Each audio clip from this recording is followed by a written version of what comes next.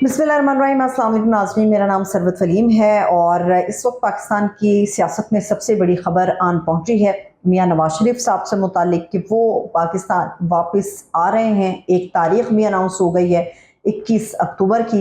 21 अक्टूबर को भी वो पाकिस्तान आएंगे नहीं आएंगे, इसके ऊपर कुछ बात करने जाएंगे। मुकदमात कौन कौन से हैं जो उनको फेस करना पड़ेंगे और क्या वाकई जो वो सोच लेके वतन वापस आ रहे हैं उस सोच पे उसी तरह से अमल हो पाएगा नहीं हो पाएगा, इसके ऊपर बात करेंगे। और इसके अलावा पाकिस्तान की जो मईशत है उसमें हम कह सकते हैं बड़ी हद तक संभाला आ रहा है और पाकिस्तान की मईशत को मज़ीद कितना संभलने की ज़रूरत है। कौन से ऐसे इक़दाम हैं जो हमारी सियासी जमातें नहीं उठा पाई थी मगर हालिया वो इक़दाम उठाने की वजह से पाकिस्तान की इकॉनमी बूस्ट होती हुई हमें नज़र आ रही है। एक खबर बड़ी संगीन है और तशवीशनाक भी है कि पाकिस्तान के अंदर जो फुटबॉलर्स हैं उनका अगवा हुआ है।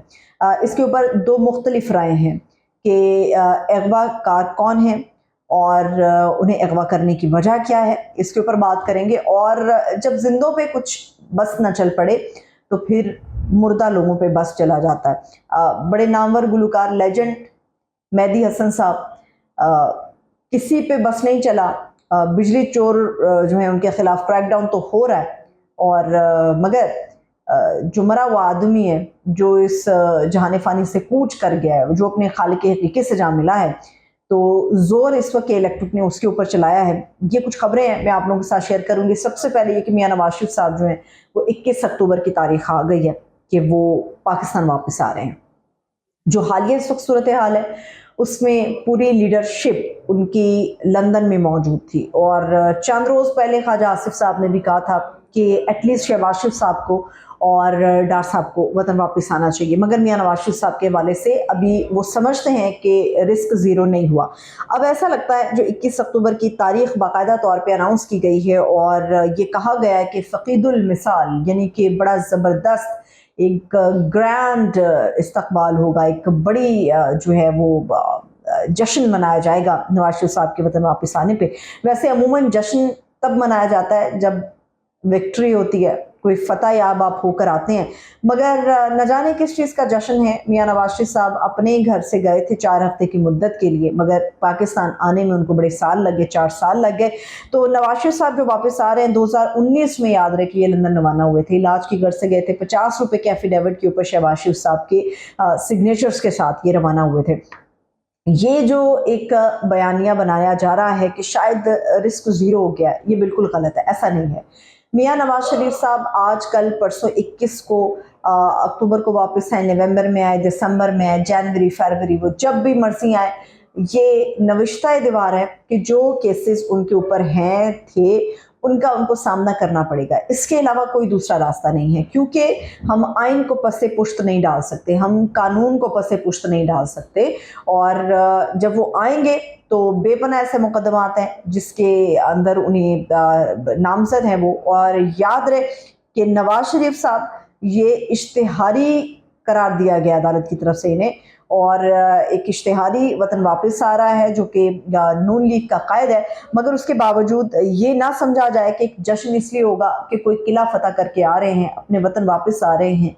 और ये भी एक नविश्ता दीवार है, लिखा हुआ है दीवार पे, सबको पता है कि वापस आके उन्हें अपने केसेस को फेस करना पड़ेगा। फिर वो एक अलग सूरत हाल है कि वो केसेस को फेस करते करते जेल में रहते हैं या फिर अपने घर को ही वो सब जेल डिक्लेयर करवा लेते हैं। जो पाकिस्तानी फुटबॉलर्स का अगवा है ये बड़ा तशवीशनाक है।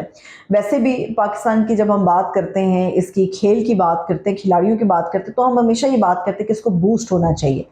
अब जो खबर है इस वक्त ताज़ा, जो फुटबॉलर्स अगवा हुए हैं उनको अगवा क्यों किया गया, मकसद क्या है? ये इन 6 खिलाड़ी हैं, 16 खिलाड़ी एक बस में मौजूद थे। इसका कुछ बैकग्राउंड मैं आपको बता देती हूँ। और वो सिब्बी जा रहे थे क्वालिफाइंग राउंड के लिए। उससे पहले डेरा बुगटी में इन खिलाड़ियों ने जो है वो ट्रायल दिया था और फिर क्वालिफाइंग राउंड के लिए जब ये लोग सिब्बी जा रहे थे तो बस में टोटल जो मुकम्मल तादाद थी वो 16 खिलाड़ी थी, जिनमें से चुनकर 6 खिलाड़ियों को निकाला गया। वहाँ की जो पॉलिटिकल सिचुएशन है या जमातें हैं या जो पॉलिटिकल बयानिया है वो ये है कि दो मुख्तलिफ मुखालिफिन के दरमियान जो था ये एक सियासी दुश्मनी है और ان 6 کھلاڑیوں کا تعلق ایک خاص حصے سے تھا جس کو انہوں نے خیر آباد کیا اور اس کی یہ بھیڑ چڑھے یہ 6 کھلاڑی. مگر اس وقت BLT کی جانب سے بلوچستان لبریشن ٹائیگرز جو ہیں ان کی طرف سے ذمہ داری اس کی قبول کی گئی ہے کہ یہ 6 فٹ بالرز تھے جن کو چن کے 16 کھلاڑیوں میں سے نکالا گیا اور ان کا اغوا کیا گیا. ایک طرف اس کو یہ رنگ دیا جا رہا ہے کہ شاید کوئی خاص قسم کے ٹاسک کے اوپر وہ کام کر رہے تھے اسی لیے چن کے بس میں سے ان 6 کھلاڑیوں کو نکالا گیا. مگر دوسری طرف ایک عام رائے کام تاثر اس وقت بلوچستان کے اندر یہ ہے کہ ان 6 کھلاڑیوں کو جو ہے وہ سیاسی لڑائی تھی تو اس دوران ان سیاسی چپکلش کے نتیجے میں جو ہے ان کو اغوا کرایا گیا ہے. اب لیٹس سی اس کے اوپر اس وقت آپریشن چل رہا ہے مگر یہ صورتحال تشویشناک ہے کیونکہ اس وقت وہاں پر جرگے کا اہتمام بھی کیا گیا ہے, وہاں پر اس وقت آپریشن بھی چل رہا ہے کہ جلد از جلد جیسے بھی ممکن ہو بخرافیت ان 6 کے 6 کھلاڑیوں کو بازیاب کرایا جانا چاہیے. جو BLT الزام لگا رہی ہے وہ بڑا خطرناک ہے. وہ یہ سمجھتے ہیں کہ ان کو مخبری کے لیے رکھا گیا تھا اور اب دیکھنا یہ کہ جب یہ 6 لوگ بازیاب ہوں گے, اللہ کرے بخیر و عافیت جلدی بازیاب ہو جائیں, اس وقت وہاں پہ آپریشن چل رہا ہے تو پھر چیزیں ہمارے لیے کچھ زیادہ کلیئر ہو جائیں گی.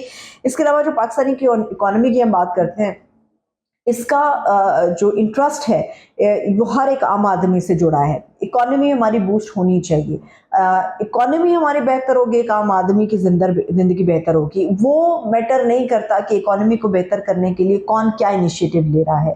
یہ البتہ ضرور میٹر کرتا ہے کہ ہماری جو لوکل کرنسی ہے, ہمارا جو پاکستانی روپیہ ہے جو ڈالر کے مقابلے میں بڑا نوز ڈاؤن کر گیا تھا, اب وہ کچھ بہتری کی طرف جا رہا ہے, گریجولی بہتری کی طرف جا رہا ہے اور یہ اچھی نوید ہے کہ ہماری اکانومی سٹیبل ہوگی, انویسٹر کا ایک ٹرسٹ بحال ہوگا اور اسی کے ساتھ زندگی لنک کرتی ہے ہر اس ایک عام آدمی کی جو اس وطن میں رہتا ہے.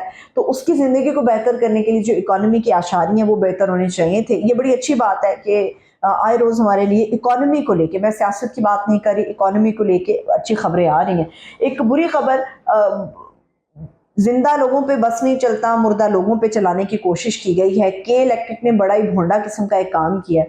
انہوں نے جو لیجنڈری گلوکار ہیں مہدی حسن صاحب مرحوم, ان کے مقبرے کی بجلی کاٹ دی ہے.